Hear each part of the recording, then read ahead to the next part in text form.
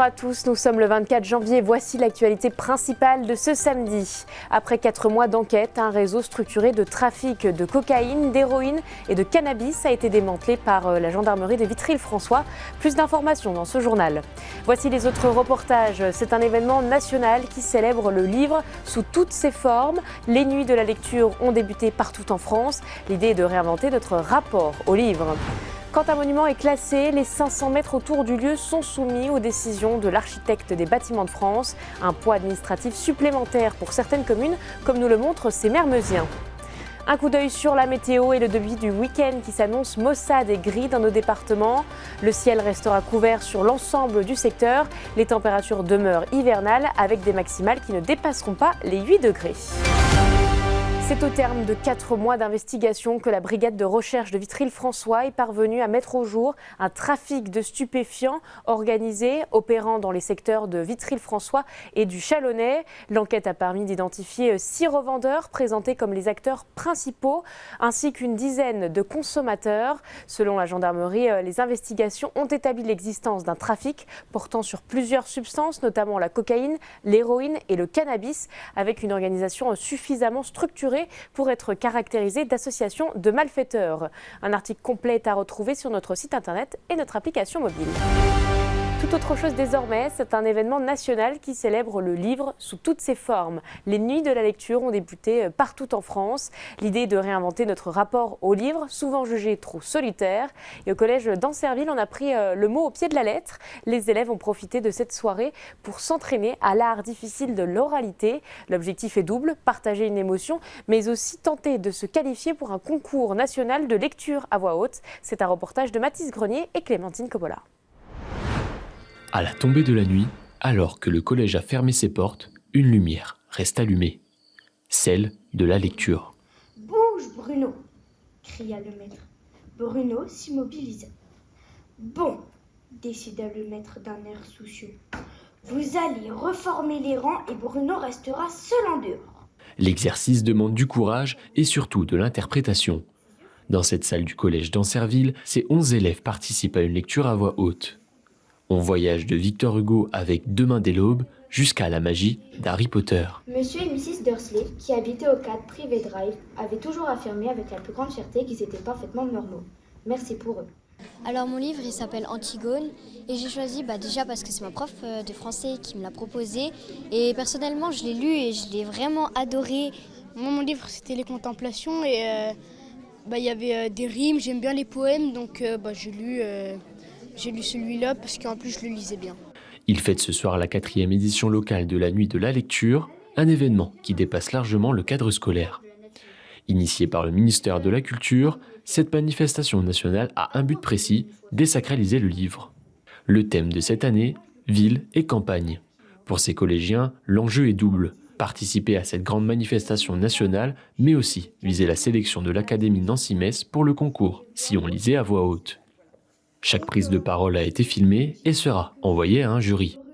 Au début c'était un peu... j'avais un peu le trac, après j'ai fait tomber mon livre mais c'est pas grave ça. Et puis quand j'ai commencé à lire, tout le stress il est descendu, ça allait. C'est bien parce que ça nous aide à nous surpasser et ça peut nous apprendre des choses. Donc moi je dis c'est un bon truc si on est un peu timide ou si on a envie de lire. J'ai bien aimé de lire un peu devant tout le monde. Après, c'était un peu stressé au début, mais après, quand j'ai commencé à lire, c'est descendu, c'est allé un peu mieux, on va dire.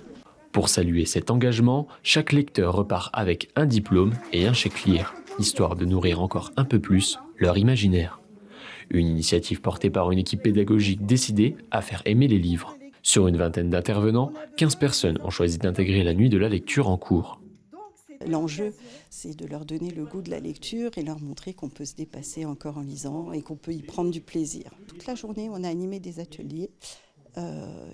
Tous les élèves présents, donc les 6e, les 5e, les 4e, ont assisté à 3 ateliers dans la journée. Ils ont fait des marionnettes en allemand, ils ont fait du vocabulaire en espagnol, ils ont travaillé en anglais, ils ont travaillé en mathématiques où ils ont résolu des énigmes, ils sont allés au CDI, ils ont fait plein d'activités dans différentes matières. La nuit est désormais bien tombée sur Ancerville, place maintenant au spectacle participatif Les Contes du Duché. Bienvenue dans les mondes des contes du Duché. Animés par la médiathèque de Bar-le-Duc et Rémi Leconteur, parents et enfants finissent la soirée dans les rires sous le signe de la culture. Pour savoir si le collège sera sélectionné au national, réponse dans quelques mois. Non! Et si vous ne l'avez pas, la toile est à moi! Depuis plusieurs années, certains villages de la Meuse souffrent de leurs bâtiments classés au patrimoine de France. Ces monuments entraînent des problèmes comme l'ajout de coûts de travaux, des problèmes de construction ou des temps d'attente allongés pour des dossiers. Pour certains maires, l'idée serait même de déclasser leurs monuments. Les détails avec Léo Martin.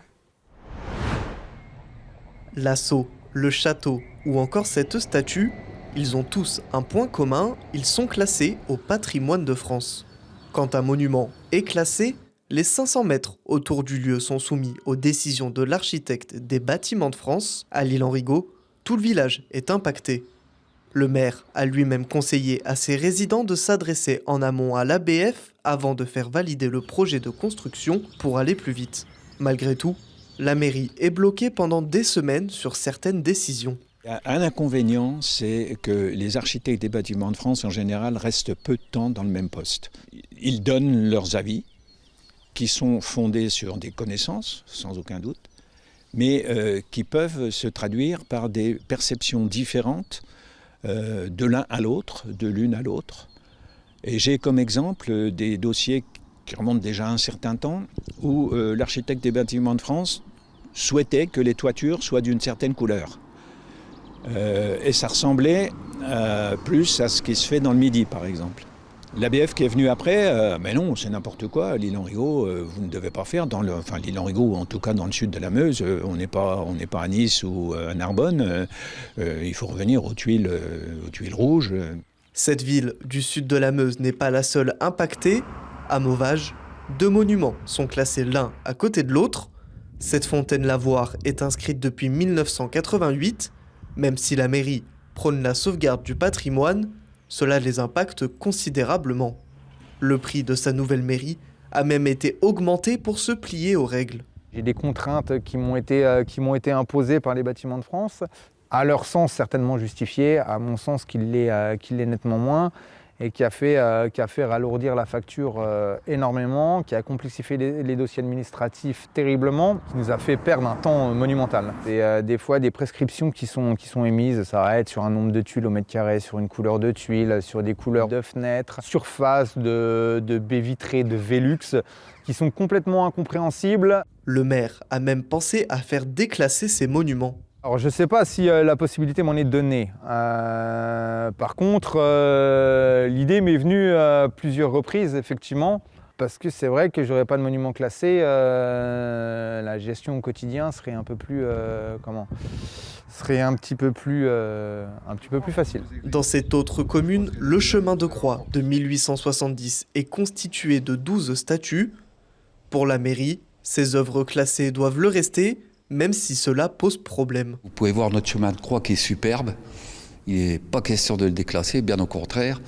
On cherche à l'entretenir parce que c'est un trésor de la commune. Dès qu'on fait une demande de permis de construire ou de travaux, ça nécessite 1 mois de plus pour l'instruction.